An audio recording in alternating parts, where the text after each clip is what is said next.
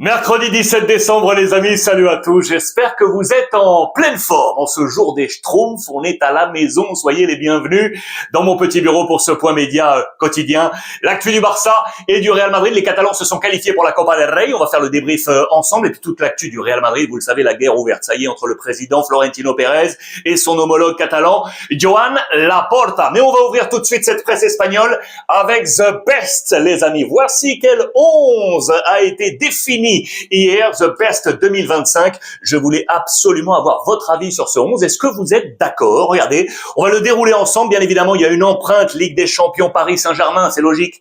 Avec Donnarumma dans les buts, Nuno Mendes, Pacho, Hakimi, Van Dijk accompagnent tous les Parisiens. Le défenseur central de Liverpool. On retrouve Vitinha ici avec Pedri du Barça, Bellingham du Real Madrid ou encore Cole Palmer de Chelsea. Et puis devant Lamine Yamal qui est sur le podium. Vous allez le voir avec monsieur Ousmane Dembélé. C'est lui, les amis, qui remporte ce The Best 2025 après son ballon d'or. Eh bien, il est là, le Français, pour prendre ce trophée. Il domine Lamine Yamal qui est à la deuxième position. Kylian Mbappé est sur ce podium. C'est Achraf Hakimi qui est à la quatrième place. Je voulais vous montrer également le meilleur gardien de l'année. C'est Gianluigi Donnarumma devant Thibaut Courtois et Alisson Becker. Meilleur entraîneur, monsieur Luis Enrique, le Paris Saint-Germain, la Ligue des Champions, devant Hansi Flick, le Barça, et Arne Slot, Liverpool. Qu'en pensez-vous? Est-ce que vous êtes d'accord avec ce trophée The Best? Je vous rappelle qu'également Aitana Bonmati du Barça prend son troisième The Best après son troisième ballon d'or. Eh bien, 3 The Best pour elle.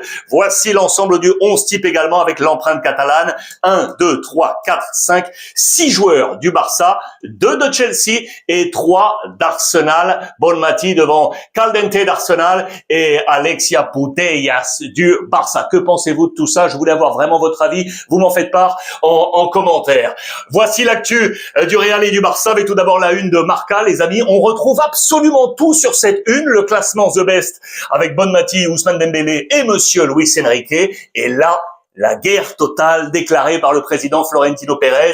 On est à feu croisé, on est là. Avec d'un côté le Real Madrid, vous allez voir Xabi Alonso qui bien évidemment accompagne la posture du club. Nous voulons savoir la vérité, il faut que la vérité soit faite. Le fameux cas Negreira, je vous le rappelle encore et encore, cette supposée corruption du corps arbitral de la part du Barça avec Joan Laporta qui, vous allez le voir, a eu des déclarations très fortes à l'encontre du président Florentino Pérez qui avait lâché les premières salves. Et le troisième corps qui est ici, ce sont les arbitres qui eux aussi font feu de tout bois contre Florentino Pérez. On ouvre ensemble, regardez les pages intérieures, on retrouve absolument tout le monde. Le Barça qui est ici, c'est très simple, on a l'impression d'avoir une barcélonitis aiguë. Vous l'aurez compris, on pense que tout le monde est contre le Barça dès qu'on est côté Real Madrid. Ce n'est pas normal, nous dit Xabi Alonso, qui veut donc avoir la vérité. Et surtout, là, les arbitres chargent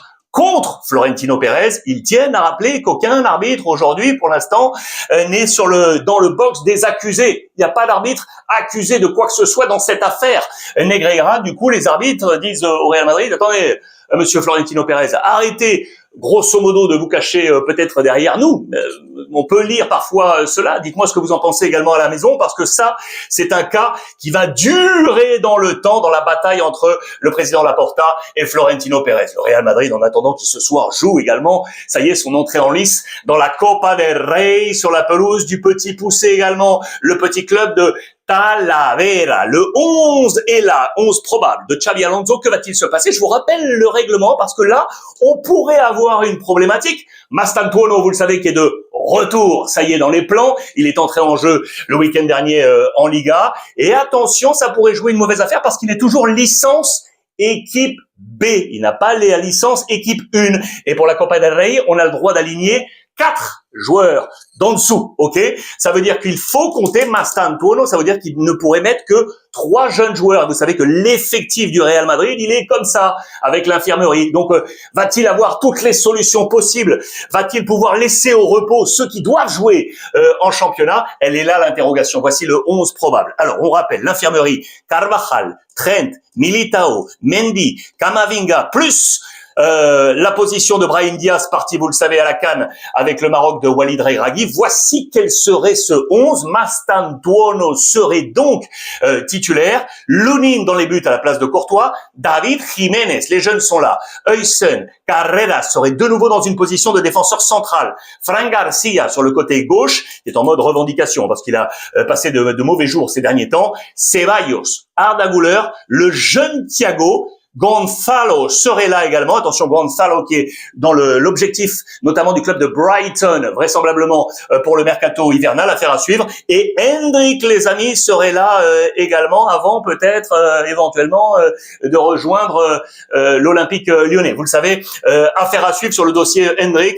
la petite formation de Talavera. Mais attention, si ces matchs-là semblaient presque anodins dans la situation actuelle du Real Madrid, mucho peligro. Le danger est là. Xabi Alonso est toujours sur un fil. Ça, vous le savez, ça peut être compliqué. Dans le même temps, eh bien, le Barça, on est sur la série qui continue. Ça n'a pas été simple, hein.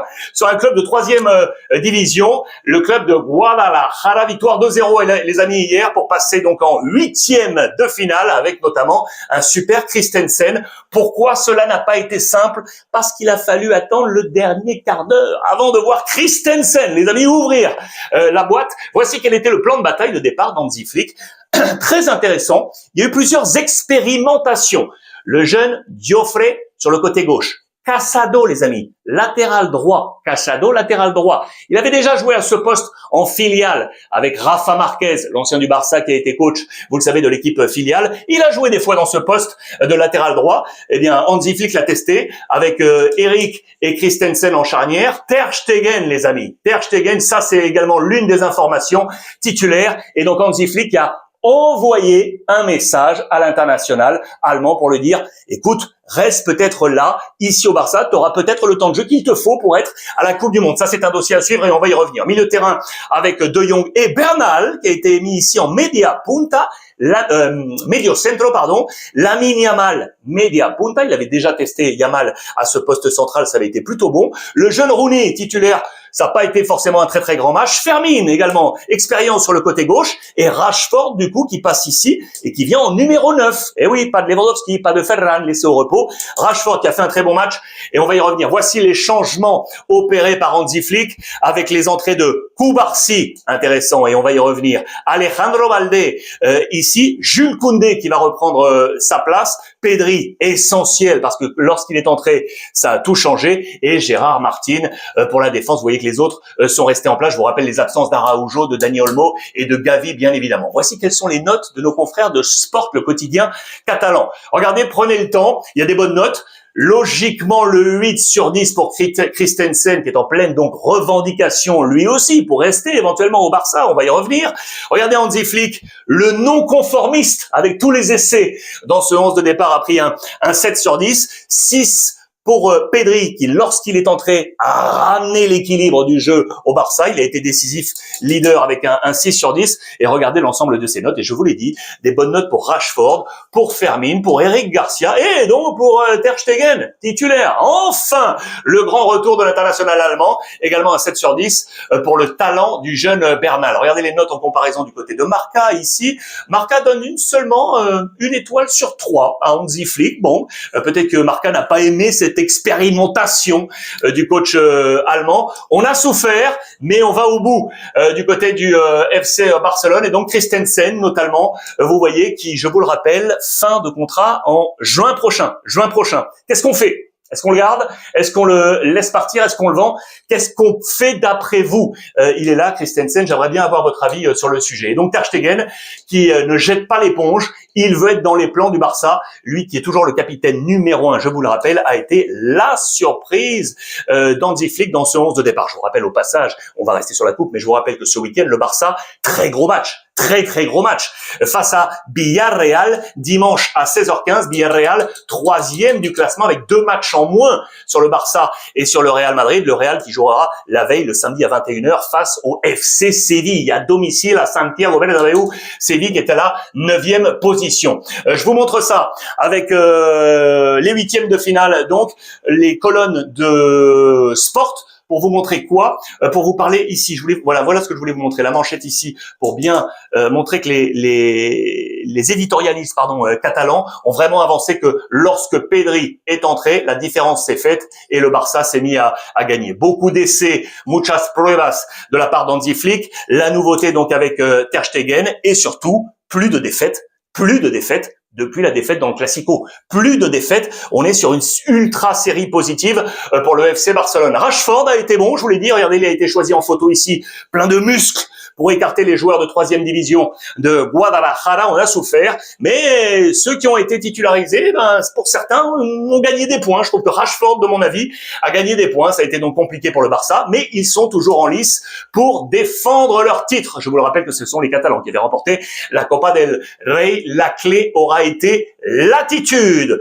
Selon Hansi Flick, tirage au sort, les amis, ce sera le 7 janvier prochain. Le billet est là pour le FC Barcelone pour continuer. Également en marche, je vous montre ça parce que Cubarsí avait été laissé au repos. Il est entré dans ce match. C'était sa 100e déjà. À peine 18 ans. Rendez-vous compte qu'il avait démarré avec le Barça il y a quasiment 2 ans. C'était en janvier 2024. C'était en Copa del Rey. Les coupes servent, vous le savez, à expérimenter les jeunes talents. Cubarsí avait alors débuté. Quasiment 2 ans après, il est déjà à 100 cap avec le FC Barcelone, à peine 18 ans. Regardez dans ce petit vestiaire de Guadalajara, c'est le capitaine Ter Stegen qui est derrière, qui lui a donné ce maillot 100, encadré de tous les joueurs du FC Barcelone. Dernière info du jour, les amis, vous le savez qu'on est en pleine campagne électorale au Barça, avec le président Laporta qui aimerait bien rester. L'un des concurrents, c'est cet homme, les amis, Marc Syria. Et vous savez qu'au milieu de toute campagne électorale du Barça, il y a un nom toujours qui revient,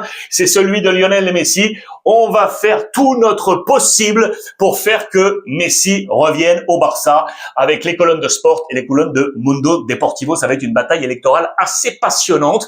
Dites-moi ce que vous en pensez. Est-ce que Messi devrait revenir au FC Barcelone, lui aujourd'hui, qui a remporté ce titre avec l'Inter Miami du côté de la MLS. J'attends de vous lire en commentaire comme d'habitude. Je vais lire ça avec beaucoup de gourmandise. En attendant, passez un bon mercredi. Profitez de vos petits schtroumpfs et de vos familles. Et n'oubliez pas, vraiment, profitez de tous les vôtres. Les amis, je vous embrasse.